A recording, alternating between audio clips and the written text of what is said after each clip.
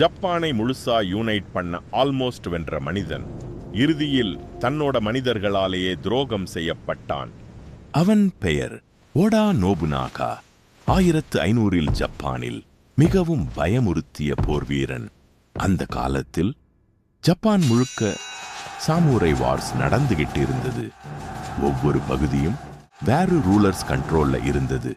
ஆனா நோபுனாகா ஒரு பேட்டிலா ஜெயிச்சு ஜப்பானை கொஞ்சம் கொஞ்சமா ஒன்றிணைக்க ஆரம்பிச்சான்.